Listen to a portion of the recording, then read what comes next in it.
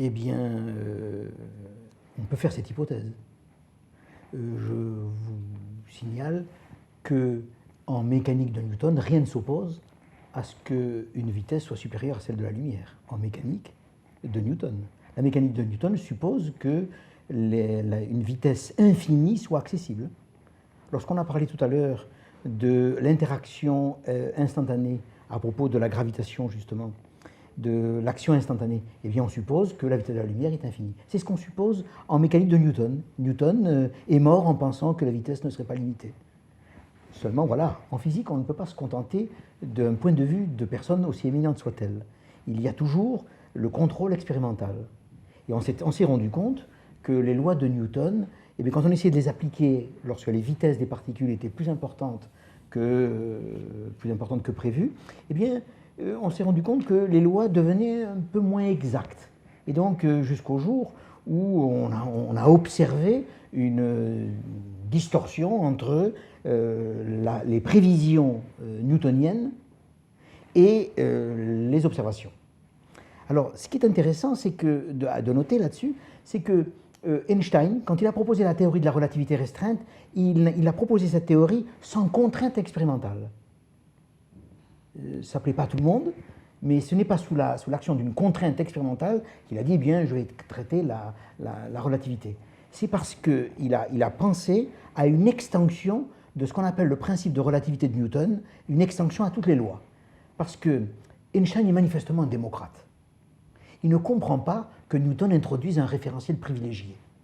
Ça lui rappelle les riches. Vous voyez qu'on n'est pas loin de la campagne électorale.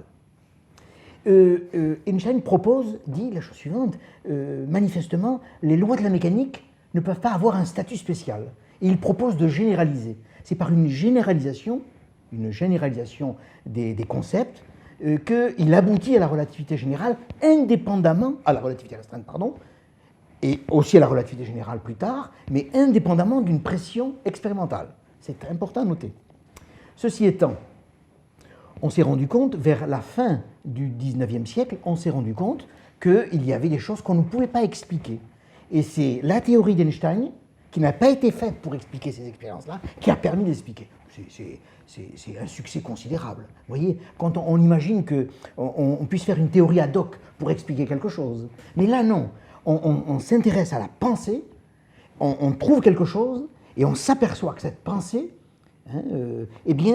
permet d'expliquer quelque chose qui gênait les physiciens. Les physiciens comme Michelson, on a parlé tout à l'heure, c'est un expérimentateur. Vous savez que Michelson, il est mort non relativiste. Il a essayé de mettre en évidence l'erreur d'Einstein.